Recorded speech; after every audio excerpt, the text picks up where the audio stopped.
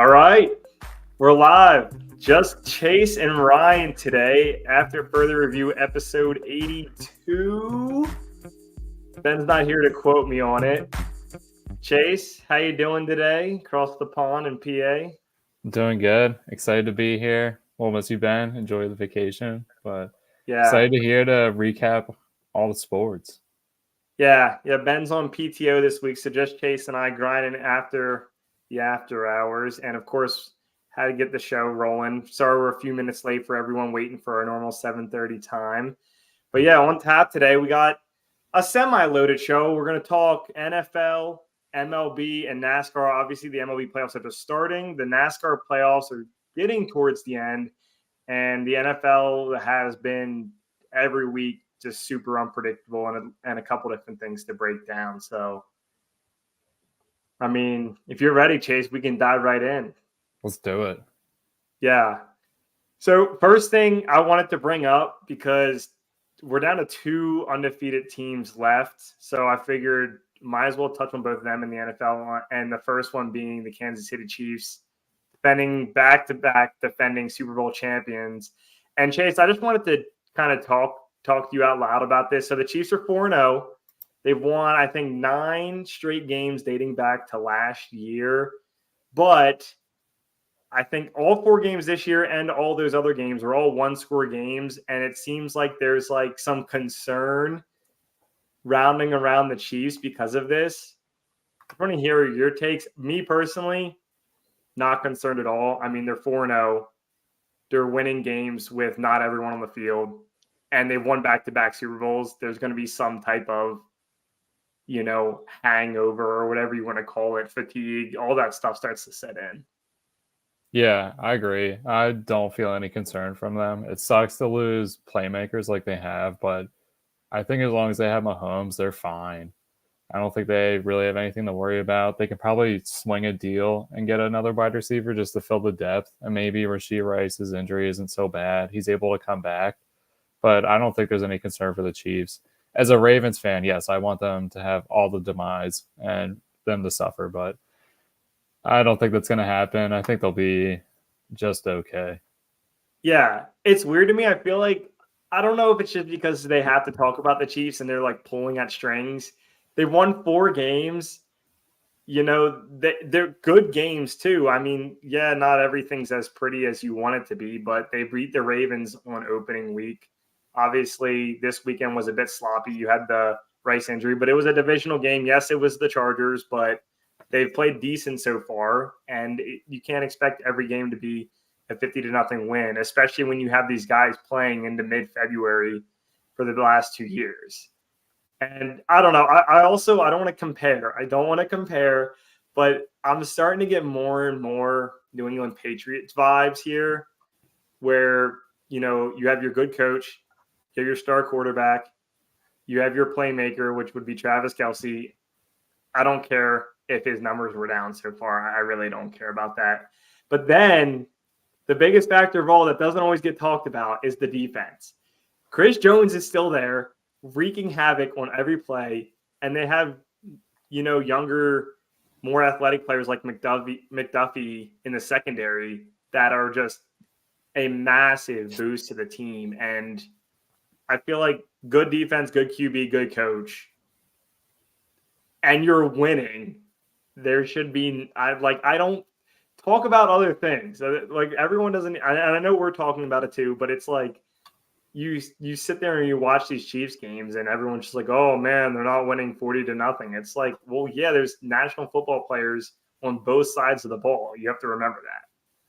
Yeah, exactly. It's not so easy. It's not just like college where, like you said, you could just run it up. Like these teams are coming for the Chiefs' head, especially with the fact they're back-to-back champions. So I don't even know what their schedule's really like moving forward, but the fact they're 4-0 right now is huge. I mean, Yeah. they easily could have been 0-4, but they found a way. They're champions and they know how to get it done. So Yeah. even if they could go on to lose the next 2 games, I don't even think it would be a big deal for them.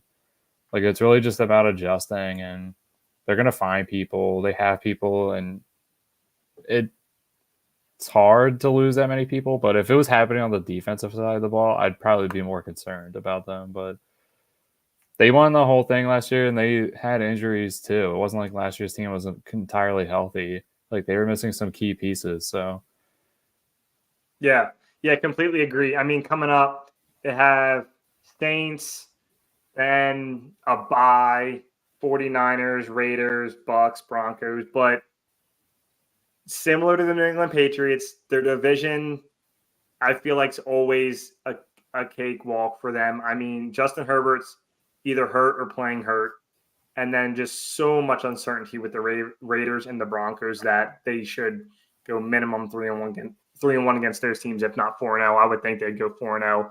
And so it's kind of one of those things where you're guaranteed 5 wins from your division. I mean, the Rice thing sucks. Pacheco's still out. I get it. But they have these random guys every year. You know, Valdez-Scantling came in last year, had some good plays. Now he's out. I'm sure they'll be able to find a couple other players. Kareem Hunt, who's just been chilling in their practice squad, had a pretty good game on Sunday, right? So it's yeah, not. I don't think Andy Reid's nervous at all. I mean, maybe Patrick Mahomes has to do a couple extra things, but he's known for that, right? It's Patrick Mahomes, so yeah. Oh, and now all of a sudden you lose your biggest playmaker. Guess what? You can just plug in Travis Kelce. Big deal. Like, yeah. I mean, yeah. To the tight end point, right now the Ravens are killing it running the ball, and their wide receivers have played really good, so they haven't even had to utilize Mark Andrews. Like the yeah, Chiefs, I don't see where it's a problem if Travis Kelce isn't getting and if anything, it's helping save a couple extra hits for the long haul to try to get the most hardest thing to do in any sport is the repeat. Like saving a couple extra hits on Travis Kelce, if anything's a win. yeah. And they haven't rolled out Rashee Rice. So if he comes back, maybe it's late in the year, maybe it's like week 17, but he could be back. And Pacheco is going to come back. Like it's not Yep. a season-ending injury. So I Yeah. mean, if these were all season-ending injuries, it's one thing. But and maybe right after we end this podcast, we'll get the news that Rashee Rice is out for a year, and you can throw pie at us. But for right now, that's the situation. And I think if he was going to be out, we would have known by now. Yeah. Completely agree. Completely agree. And so consensus, no concern for the Chiefs. They're going to be fine. They'll win their division and be a top 1 through 3 seed and probably see them in a championship game here at the end of the year. Yeah. But the not as gimme of a team is the other undefeated team left, Chase. The Minnesota Vikings, 4-0. And I don't think anyone was expecting this. Just like Geno Smith, Sam Darnold's another Jets guy I always thought could be a starter. Just didn't work out in New York. Darnold's team top quite a bit himself. Seems like short term, at least he's found a home. But Chase, their wins so far, these are no gimmies. Obviously, the Giants in week 1, okay, yeah, people aren't big fans of the Giants. Beat the 49ers, blew out the Texans, and then won a tough game against the Green Bay Packers. And, they're 4-0. Their schedule's looking winnable coming up. I mean, Jets, Lions, Rams, Colts, Jags, Titans. They have the AFC South, as you heard me read off all those names, and they've already played and beat the toughest team, the Texans. So you think the Jags, Titans, and the Colts could could be 3 more wins in the meat of their schedule. And I want to hear your takes on this. To me, I'm going to say it's too early to tell, but you got to get to 10 or 11 wins. And if you're healthy enough in the playoffs, you can make something happen. And Darnold's looking good. Yeah, and I think it's because it's not all on Sam Darnold. Minnesota's defense is top 5 right now. They're legit, and that really has been able to take a lot of pressure off Sam Darnold. And he also is throwing to the number 1 wide receiver in the league, Justin Jefferson. Even if he's only out there for half a game, a quarter, but most of the time, if he's out there the full game, it's been a good thing. They just got back Jordan Addison. That's a plus. And Aaron Jones hasn't been totally useless in the backfield for them. So I think it's been helpful that Darnold can just manage the game. And really, it's a lot like Geno Smith when he had his resurgence, I guess 2 years ago now, when he really popped off with the Seahawks that first year. No one expected it. No one even cared. And then he came in and started winning games and just being not a game manager, but just not having to be the end all be all. And you can take those risks. You can do that. And I think it's a similar setup too. The Seahawks have really good defense. They have a number one receiver. Tyler Lockett was also really good, and their run game situation has just gotten better. So Yeah. it's really similar situations, I feel like. And I don't know if the Vikings are going to make the playoffs. I think starting off the way they have is a good boost. And like you said, the schedule's pretty easy. So if they can collect more of these wins, especially in division, they could probably do something. But having that win over the 49ers is huge. Yeah. That's so big. That's a wild win, especially with the 49ers early season's ups and downs and their uncertainty with CMC. I mean, you could find yourself tied with them for a wild card spot at the end of the year. And Yeah, that could now come you back to have really bite San Francisco having that loss. a week 2 loss to the Vikings you think probably means nothing and could. Yeah. And I want to go back to your Justin Jefferson point too, because I'm someone who probably was with the crowd where he chased the bag, he got it, they got rid of Kirk Cousins.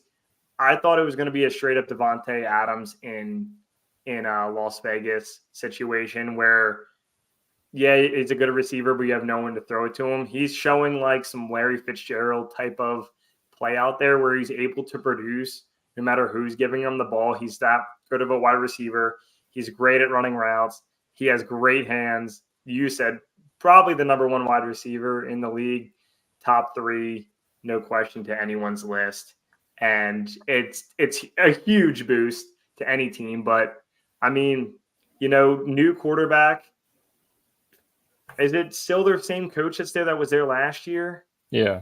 Yeah, so fairly new coach, new quarterback, but good defense. And I don't know, they're generating these wins, especially some close ones. The Packers and Vikings both one-score games, so their coaching staff is doing a great job in these tight situations. And we'll see. I'm kind of still too early to tell, but looking at their schedule, Chase, I mean, they could easily be like 7-1 to start the year. Yeah, I mean, it's crazy. I want to go back through and see what I did for their win totals real quick. Yeah. I had them under 7.5. That was a massive oof. It's crazy. But that's how we felt about them. Week 1, I said Sam Darnold. I laughed at that fact. I thought it was the hilarious thing I've ever seen. And right now they're laughing at us, 4-0. And it doesn't seem like the train's going to stop. I think that defense legit. It's going to keep them, much like the Broncos too. The Broncos have had some wild wins the last 2 weeks, and I didn't expect that, but I think a large part was the defense. So defense early on this year has been keeping a lot of teams, and I think it's going to continue too. I don't think the defenses are going to just drop off a cliff. Yeah, I completely agree. There's a lot of physical corners in the league overall, and the refs have been letting them play, and it's benefiting the Vikings too. 4-0 start, great start for them. Want to shift gears now to a team that's not doing so great so far. The Miami Dolphins lost with what seemed to be either like one of your OG Thursday night or OG London type games on a Monday night, the early Monday night game. Let me make it, getting blown out by the winless Tennessee Titans at the time. Tony Pollard ran all over them. And my biggest takeaway out of this, I don't even want to start with Tua. I want to start with Mike McDaniel. I thought, under the Shanahan, the Mike Shanahan coaching tree from way back when he started, he's worked his way up. He's done a great job. And when you look at him, you don't necessarily see football coach, but you think, okay, well, he has the brains, he has the mastermind, to make things click and work. Early comp for me might have been like a Sean McVay type of guy, but now that Tua's out and when Tua's been out before, I mean, Skylar Thompson might not be the guy, but Tyler Huntley did a pretty solid job as a backup to Lamar Jackson the last couple of years. And I mean, there were just certain situations last night in the game where it just looked bad. You have Jalen Waddle, you have Tyreek Hill, you have A-Chain, you have a decent defense. Jalen Ramsey's on the team. He's still playing at an elite level, I think. And I get it. Tua got another concussion. And there's so much uncertainty behind that. But Mike McDaniel looked like he had no no business even being on the field. He looked just completely deflated. I understand Tua is deflated and he wants to be out there. Well, he keeps running into people with his head. So that's something Tua needs to deal with. But Mike McDaniel should be able to at least generate enough offense to be competitive against a winless Titans team. I don't know what his future holds, but if he doesn't figure something out, because Tua might not be coming back. That's the fact of the matter is he might not be. And if he does, I don't think he should. And who knows how long he'll be on the field if he does come back, right? So you have to figure something out. There's not a lot of superstar quarterback play right now in the league. Like you said, Sam Darnold, Geno Smith, Jared Goff's a system quarterback. Baker Mayfield's a system quarterback. These guys that might have team hopped a couple times, maybe not been the best, they can win you football games if you coach them well and put them in positions to win.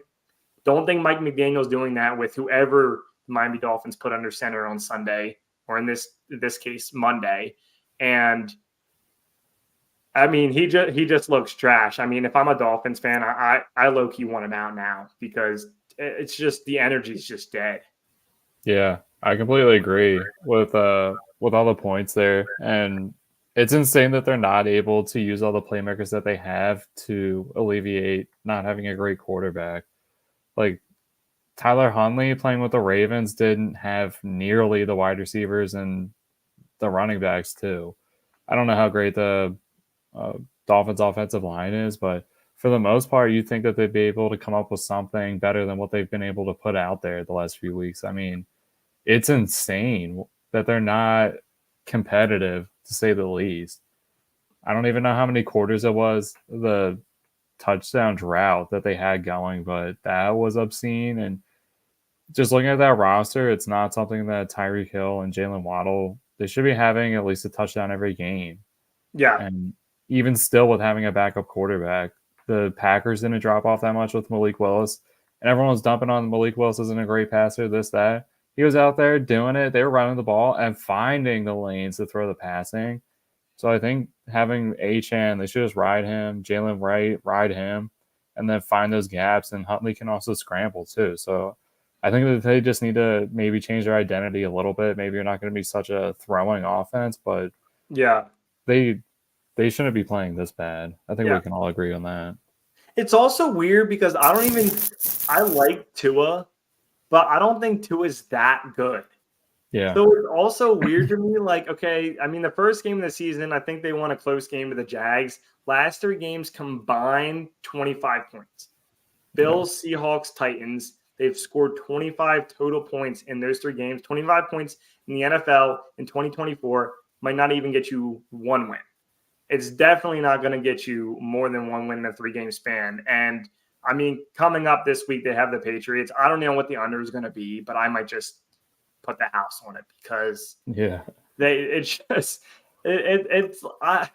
don't know what they're going to do. And this is going to easily get out of hand fast and put yourself in a situation where why even bring Tua back? If they start 1-6, 2-5, 2-6, whatever the situation is where he maybe can come back.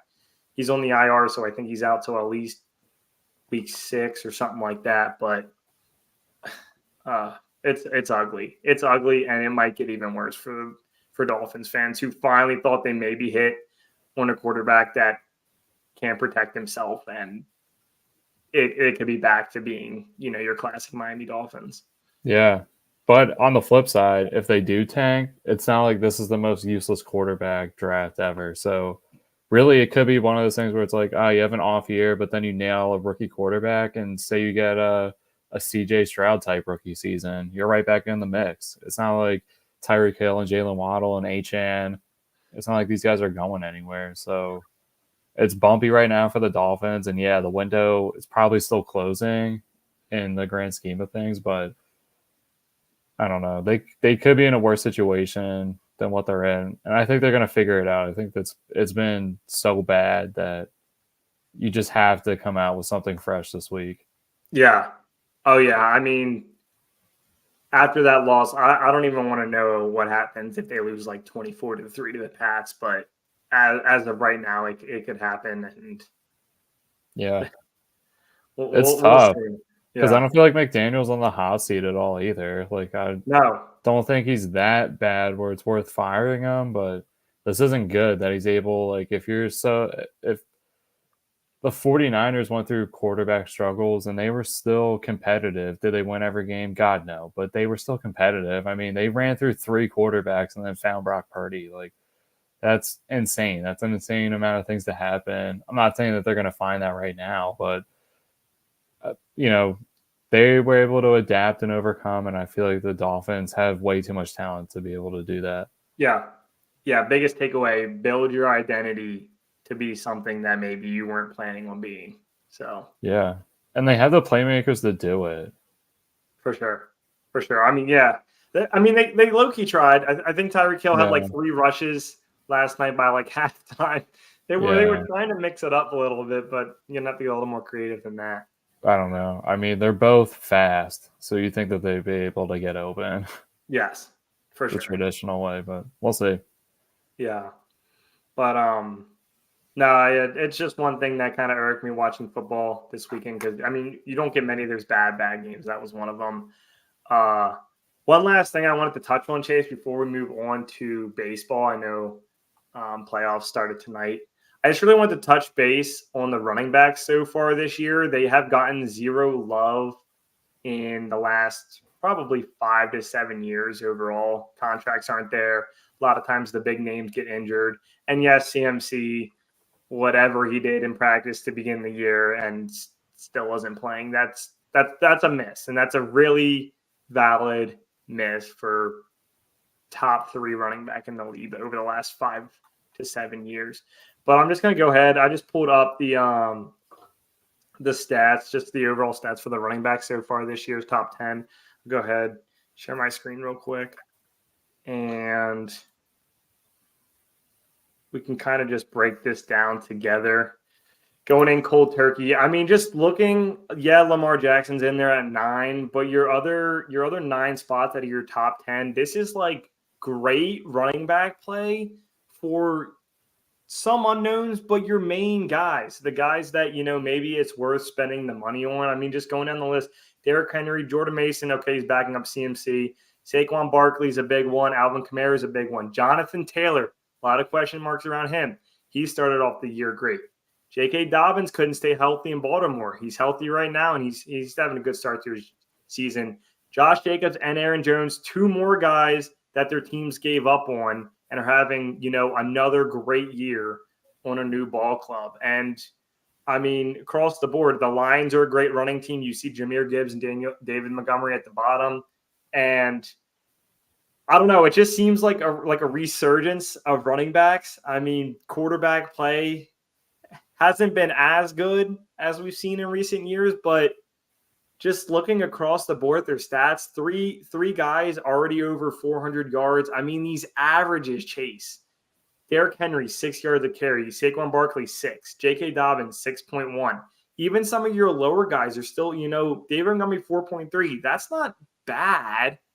They're all getting touchdowns, and they're all having long runs. I mean, look at their longest carries of the season. You have 3 guys with at least a 60-yard run already in a league now that defenses play just to contain. They don't want to give up the home run. They're going to keep everything in front of them. And, I mean, Sunday Night Football, Derrick Henry to start off the game on a basic run just takes you 87 yards to the house. Look fresh as could be, outrunning the entire Bills secondary was ridiculous. And I love it. I personally love it. I get that it's not always as exciting or flashy.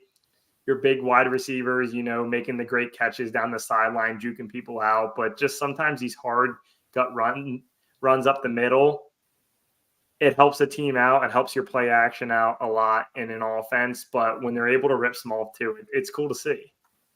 Yeah, I agree. And it's cyclical too. I think it's, like you said, the running back position was so devalued, and last offseason was really the nail in the coffin with how many people switch teams, rather, and who got paid and who didn't, and who's going to get paid this offseason that didn't get paid last offseason and the season before that. So it's good to see the position get revitalized. It is true, running the ball helps you win a game. It's crazy.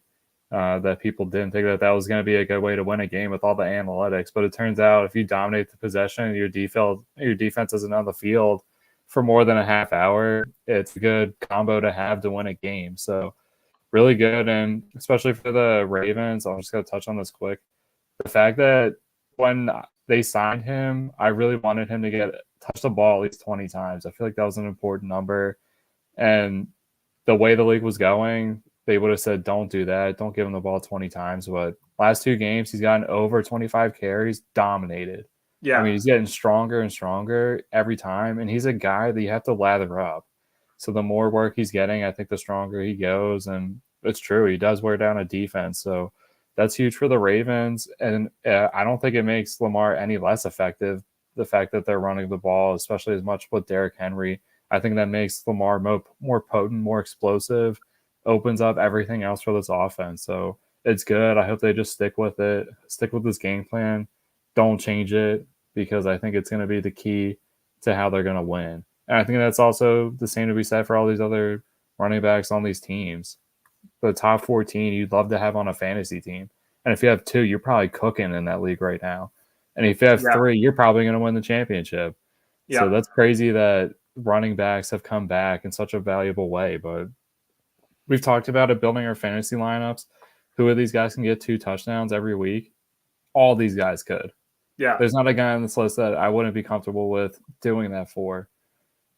So it's great for the NFL. I love seeing the running game. I think it speeds up the game overall, just having the clock truck as much as it has been compared to past years when they've just been throwing it so much. And it stales the game, especially when you can't complete and then you're not running the ball. It's a boring product. Yeah. Yeah. I mean, and it's crazy too. I mean, you have the Lions have their kind of 2-headed monster. That's kind of their identity. That's what they built off of. They're a grit team. But one thing we haven't seen in recent years that we're seeing this year specifically with the running backs is you're back to your traditional style of you have your first and second down back, and then sometimes you have your third down passing back, right? The Ravens have Justice Hill, number down there, number 10, Austin Eckler before the concussion. He was kind of the third down back for the Commanders. But it's just like these guys are coming in. They're getting, Henry 80 attempts. He's averaging 20 a game. Jordan Mason over 20 a game. Barkley almost 20 a game. Kamara 20 a game. That's not even including their catches as well. But it's pretty cool to see like the traditional, I get it. Everything surrounds the quarterback. I understand that. But if you have a decent offensive line and can run the ball, that can give any quarterback a hell of a lot more time in the pocket to make things happen.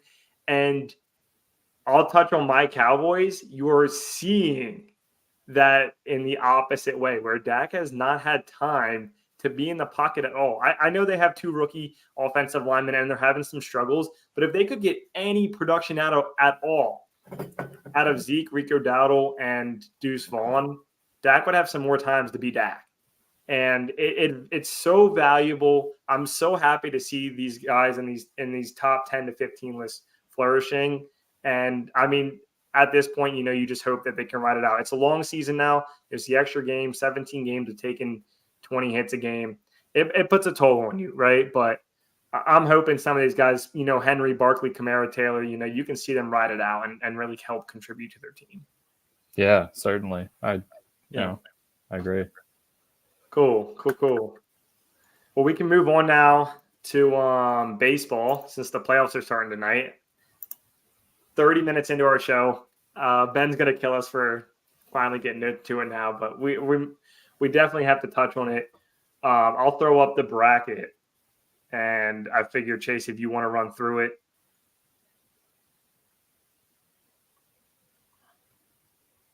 But some traditional teams on there, Chase. I can let you go first. Thoughts for me. I mean, obviously, Phillies, Dodgers, Yankees, Orioles, good regular season teams past 4 or 5 years. Astros still in there.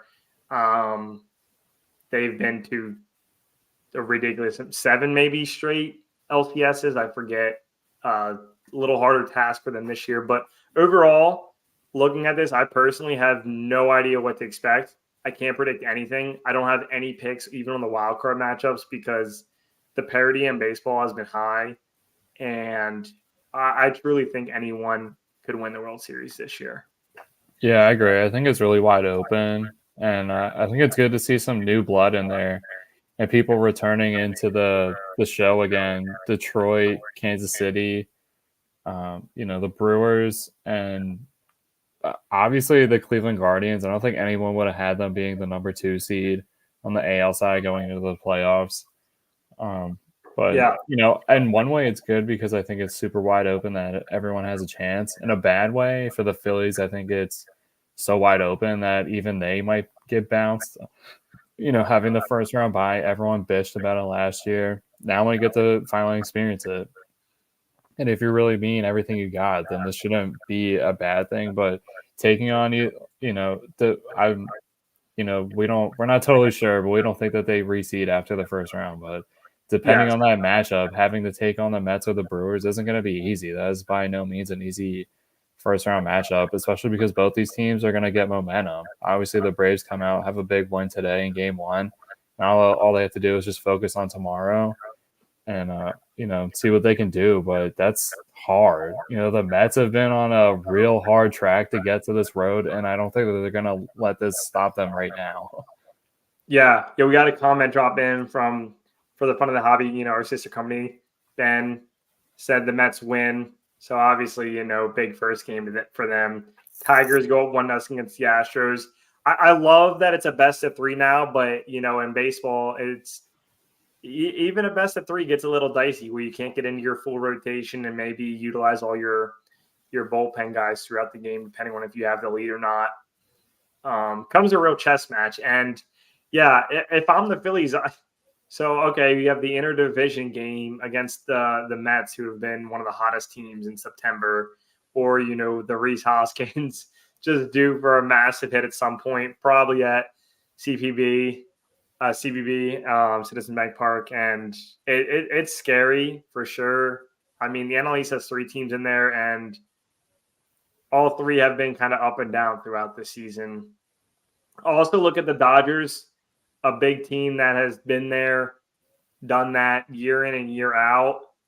They have Ohtani now. Still doesn't stop me from thinking that they could choke. I mean, I think their World Series win in this era was the COVID year in 2020, yeah. Right? So, I mean, they're the 1 seed. The Phillies are the 2 seed, and easily could see a wild card team come out of there. And on the flip side, I mean, the Yankees are kind of like, they're the AL version of the Dodgers, right? And I mean, until I see it happen, I'm not going to believe it. And if they get the O's in a second round matchup, that could easily go to Baltimore. So it's crazy. Honestly, it's wild how I don't even have any type of take as a Phillies fan.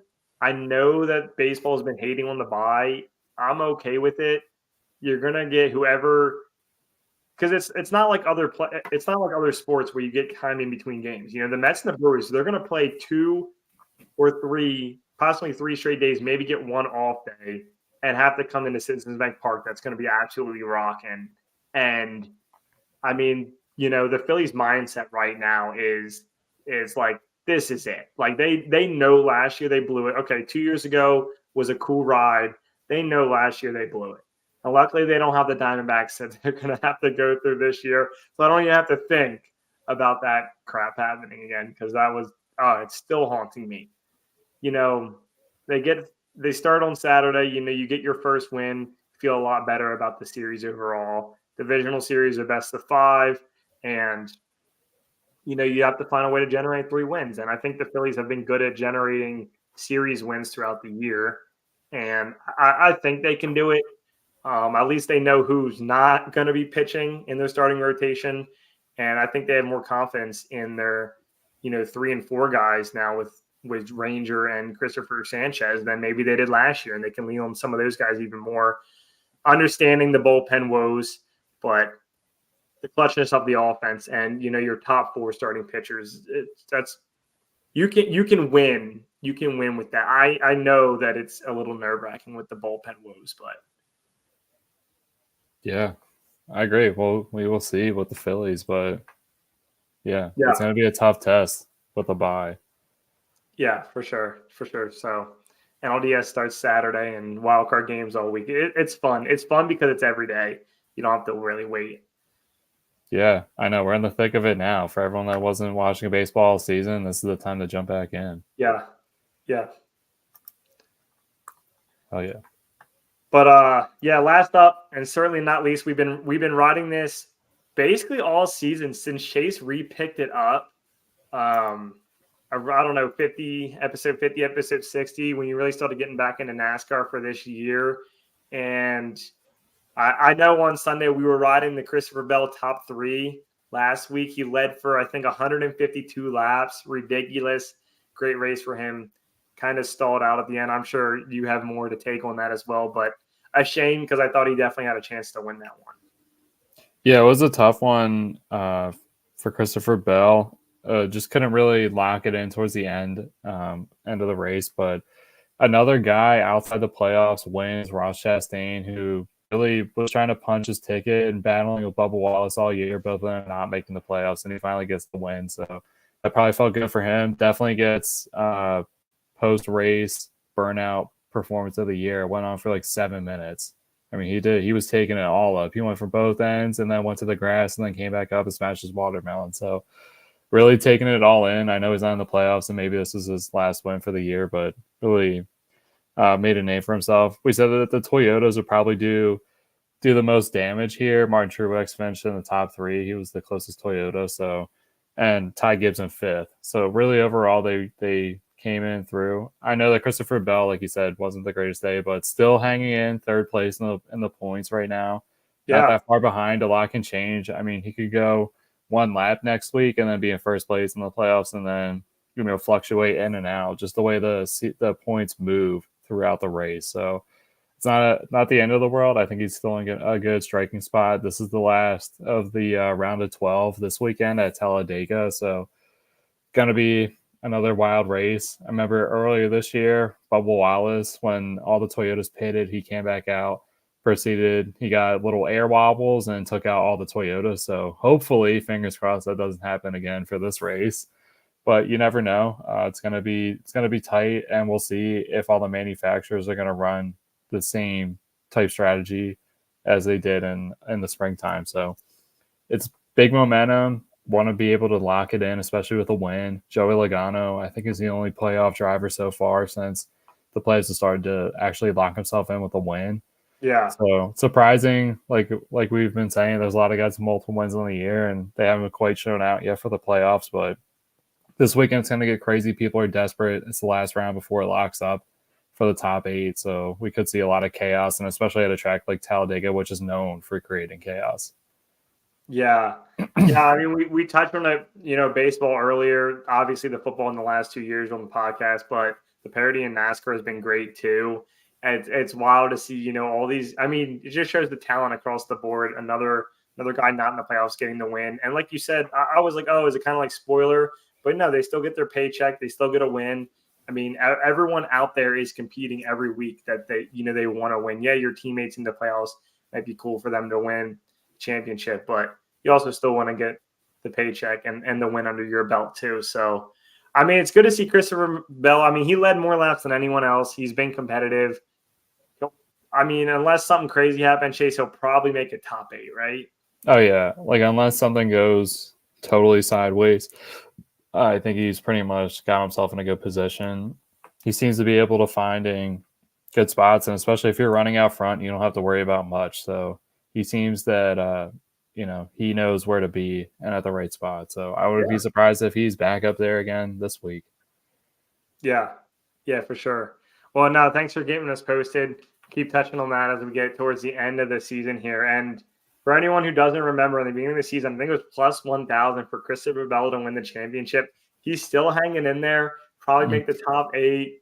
And man, Chase, what a crazy, bet. A lot of these future bets sometimes don't always have the odds and stuff like that. But this has been a fun ride to follow Christopher Bell. I mean, I've been checking, throwing him in a couple bets here and there for every week. And I mean, he's been producing all year, and it's been fun to watch this guy race.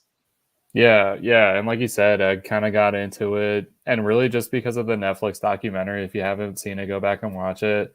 And literally, I think yesterday or today, they just confirmed season 2 will be out next year. So that's really hype, especially for me. I've been waiting for it because the way the seasons unfold, there's always great content, and it really condenses it into a good form. And Netflix has been hitting out of the park with these sports docu series. The golf one really took off. F1, I think it really just catapulted that sport into another level. So hopefully Yeah. with NASCAR, it does the same. And we got some influence, and hopefully people want to get more investors into it. I know that because of the situations, teams are open, but Michael Jordan's an investor. There's a lot of people who are on the mainstream that are slowly dipping their toes in and realizing, like, man, this sport's crazy. I know NASCAR kind of dumbs it up with the stages and it's not as fun to watch, but it still doesn't change what's happening on the track. Yeah. These guys are nuts.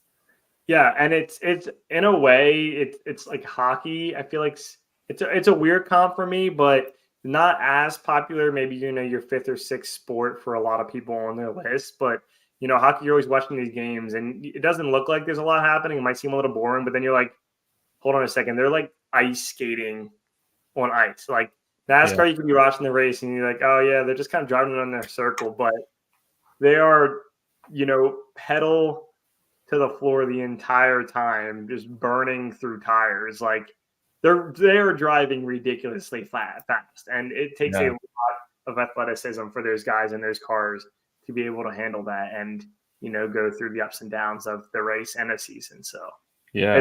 been you picked it back up, Chase. It's been cool. I've been even I've watched more than I have in years because of your knowledge. So Yeah, I'm hyped. yeah, for sure. But yeah, so obviously that's still going. Enjoy. We're wrapping up the show now. So anyone out there, Wild Sports Week, Friday is probably going to be the lightest day just because there's no MLB, and we didn't even touch on college football this week. So a lot of stuff to look forward to. Check out our social medias at the bottom of AFR Show Pod. Every week on Twitter and Instagram, we've been posting our fantasy football lineups Saturday or Sunday morning. Yeah, we can take some heat for not the best lineup so far. I think week 3 was our best, and we just missed, into our prize. But check them out. Let us know what you think of those. And if you ever want us to talk about anything else, feel free to reach out. But for episode 82, I believe, after further review, Ryan and Chase officially out. We'll see you guys next Tuesday at 7:30 p.m. Eastern. Peace. Peace.